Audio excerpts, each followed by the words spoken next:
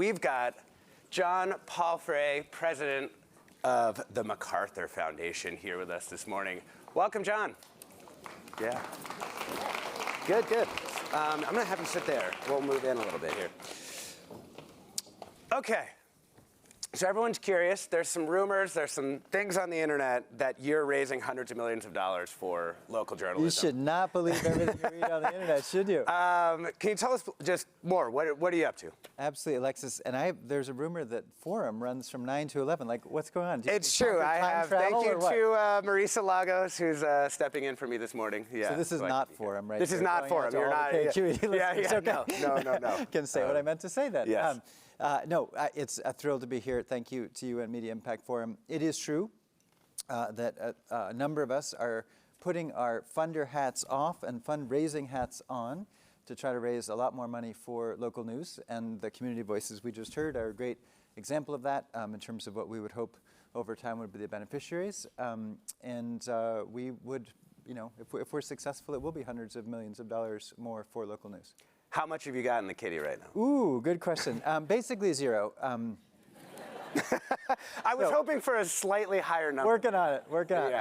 The truth is that a number of us who are in what we're calling our coalition of the enthusiastic are going to our boards this month to try to ask for the money. And if all goes well this summer, we would announce at least an initial big commitment.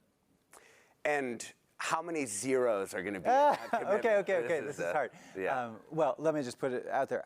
If we are successisual, I'd love to raise $500 million. So how many zeros is that? That's a lot of zeros. But $500 million, I'll take it. Is that 8 zeros? Let's see. 3, 2, right? And then some number before that that's not a 1. That would be good. And what are you going to do with the money? Like, what's the plan to actually get it out there? So TBD, and I don't mean that in a cagey way. I mean that in a humble way, and in a way of saying we do want to figure out a game plan along with community members, along with the field at large, for where a big influx of capital could be most helpful.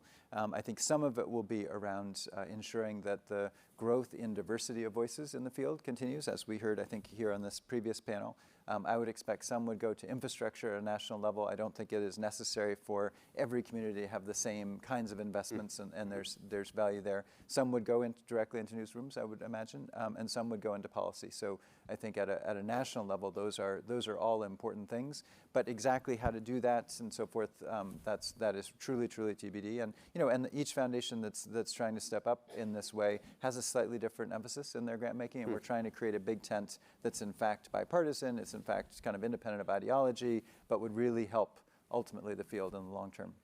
So in one essay for the foundation you wrote, there's no shortage of good ideas that are ready to scale, whether it's by thinking, we're just going to count the different options here, whether it's by thinking anew about local public radio or television, new digital-only community news sites, exciting new efforts at journalism schools, or innovative new models for how to inform and engage communities. So that seems like actually like 4 pretty distinct options. Do you have a sense, just knowing who the coalition of the enthusiastic is already, like how much in each of those buckets, not just with my public radio hat on, but also, just in general? I think truly all of them, and I think sometimes those things are in collaboration with one another, right? So I am guessing that KQED partners with experts in, say, health or science in various ways, right? I am guessing that there are news organizations here that work with community organizations and work collaborating across fields, and we know from some of the data that can be very successful. So I would say it's a really yes and question. It's not because I don't want to say 25, 25. I just don't know the answer to that. But I actually do think some of the genius is in terms of where those things intersect. And so, to the extent that KQED is both a digitally oriented enterprise and a gigantic, awesome public media company, right? I think there are a lot of examples where it's not going to be just one of those. But I do want to signal, at least from my perspective, while there have been other statements of that out there, of what people would like to see this to be, I think it's going to be a very big tent. And so if you've read, one document that some grantees put out there, it's not necessarily the answer to where all this group of funders is going to end up. Got it. So I was going to ask you, this roadmap for local news came out I don't know what you're talking about. A couple months ago, developed by civic journalism folks. for people who are trying to kind of read and understand what's happening here, you wouldn't see that as the roadmap to the money that you're raising. Well, I would see that as a pitch by a group of grantees for where the money should go. Got it. I think one way to read that document is to see it alongside lots of other things. I can tell you what I believe, and I've written it in a perspectives piece that I put out publicly even before our board has voted anything up. So if you want to know what I think, I put it out there as my point of view. If you'd like to know what some wonderful people who wrote the roadmap think, that's what they think. I think one way to put it also is this is we're calling it press forward notionally. The effort is really focused on local news. And I'm not focusing necessarily on civic information or whatever the term was. So other people are trying to shift the term. Great, go for it. And other people are saying, that's a terrible idea and you should do the X or Y. That's great. That, to my mind, is all part of this process of actually doing this in public and actually listening to people who are in the field. And at the end of the day, funders do what funders will do. And we have got our own boards and our own strategies.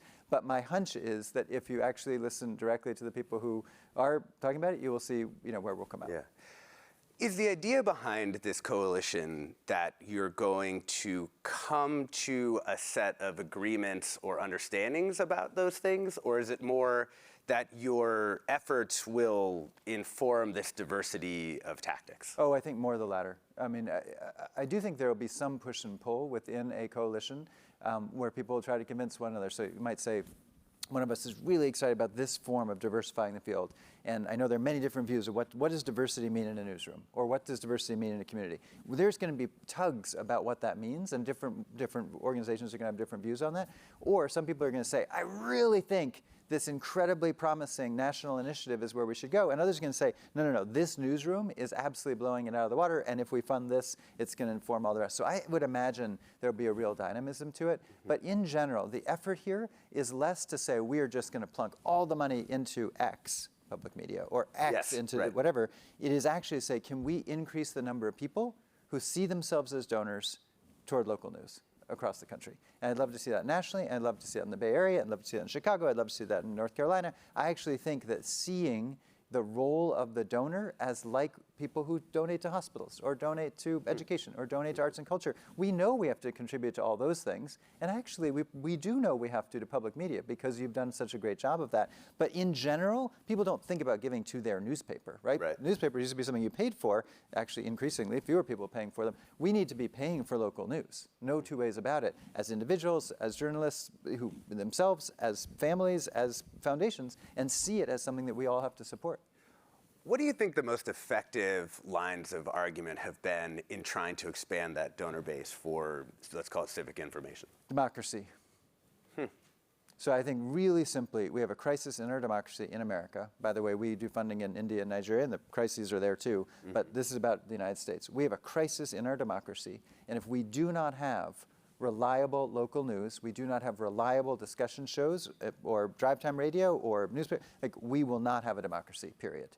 The other side of that equation is we have a crisis on one side, and we know fewer journalists and news deserts and all the rest. We can go into that, but I don't need to convince this crowd. The other side that's really exciting, and the thing that I'm hoping to get other people enthusiastic about, is the number of great things to invest in. I suspect that many people here are funders, but many people here are fund seekers. If of the fund seekers in this room, if we gave 5x to every one of them, I actually think the world would be better. This is no shortage, right? Or 100x probably for some, right? There is no shortage of opportunities. This is not a moment of nobody's got any ideas. If anything, there are probably too many ideas out there. So we need to put some more capital into the hands of people who will address it. But I think tying it back probably to democracy is the strongest single pitch. Of course, some people really, really believe about diversity, equity, inclusion. Some people really, really believe about a particular community issue. You might care about health or climate or something. If we don't agree on basic facts about COVID vaccines, or we don't agree on basic facts about global warming or whatever, we're going to have a hard time getting there. And so I think there are sub-arguments, but I think the top-line argument is democracy. What do you think is most distinct about putting money into this particular realm? I think what's most distinct about it at this moment is it hasn't been an area of philanthropy in general, right? So set aside for a minute public media and the amazing fund drives and pledge drives and so forth that you're very experienced and effective at. I think this is a field where people have felt either you are older and you have subscribed to a newspaper and it's delivered on your doorstep and we pay a certain amount of money for it every year. And by the way, it's been a great business for families that have created great foundations like the Knight Foundation or Annenberg's, right? So on the one hand, people are used to paying for it. And then particularly for a new generation, you're actually not really paying for any of it if it's not Netflix or Hulu or whatever, and you're sort of getting it for free on the internet. So you're not, and I don't mean this is not bashing generations, it's just true.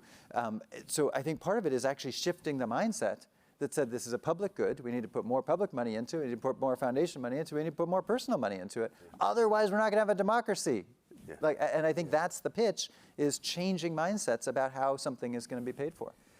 I mean, I think the only thing that worries me in listening to the pitch is, can our local news orgs actually be that bulwark for democracy?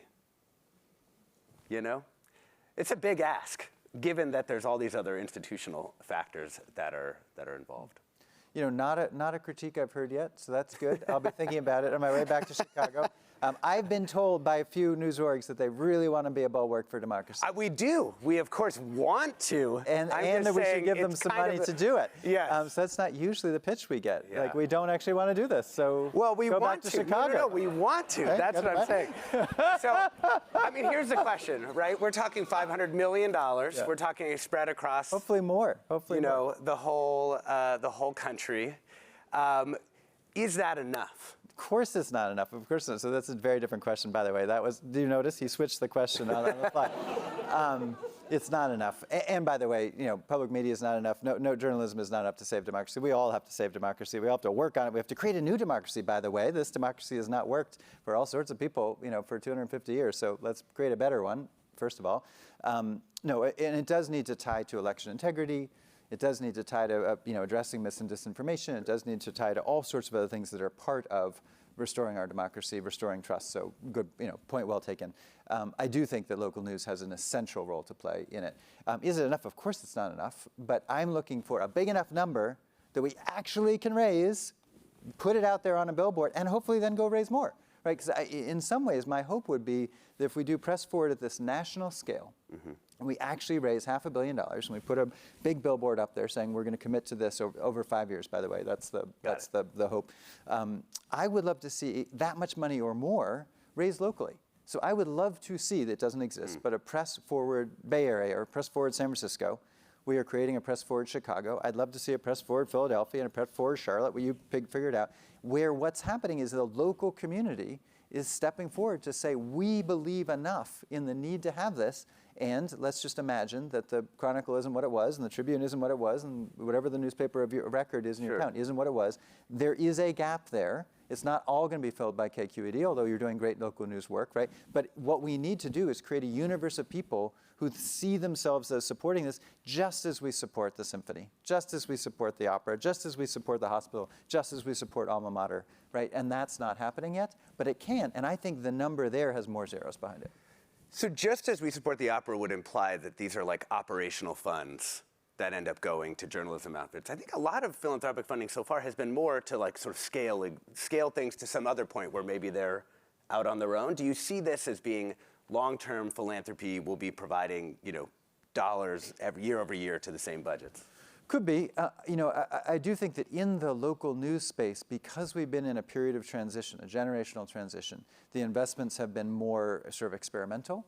So I was the chair of the board of Knight Foundation, which does amazing work in this. I think Knight, ahead of others, but along with Democracy Fund and some others, have been doing more of that, like let's put capital infusions in really cool things and push it out there and try it for a bit. AJP, great example of that. There are other great examples. We are going to get to a place where philanthropy is going to have to be a sustaining part, yes. And I think one of the challenges I've had in the fundraising phase is some people say, we don't want to do something if we're going to have to keep doing it. I think we're going to have to keep doing it to a degree. Like, I think there may be a CapEx period, like we put more capital in and you build the big, beautiful building, right? You raised whatever, it was $85 million in your campaign, right? There are capital moments and CapEx moments, but I think philanthropy is going to be a part of the business model. Now, can it be the whole thing? No. And if you are a local news organization in Oakland, presuming that national philanthropy is going to fund you totally, that is not a good business model, right? It's just, that's not going to work because there are too many communities, that's not going to work. But thinking about the role of philanthropy, whether it's individuals, it's families, it's community foundations, it's to some degree national foundations, I think is going to be a part of supporting local news on an ongoing basis, yes, sustaining. Let's talk timeline for when people who are, say, fund seekers and grant makers, when are they going to get involved in this? So grant makers, the door is wide open. Please jump in and contribute. And again, I am in fundraising mode fully now. That is the phase. We've had a lot of grant seekers reach out to us. It is premature, I will say that, because it does not exist. As I mentioned, the amount in the kitty, and by the way, even the kitty doesn't exist, is zero. So thank you for your inquiry. We're psyched you're doing what you're doing. I'm afraid we're putting you in a queue for talking to you later. Got it.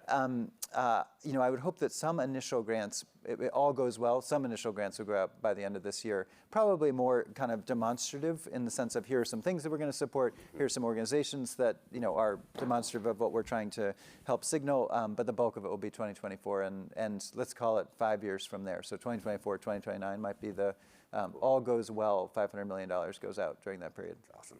Well, hey, thank you so much. Thank you. On behalf of democracy. Awesome. Thank you.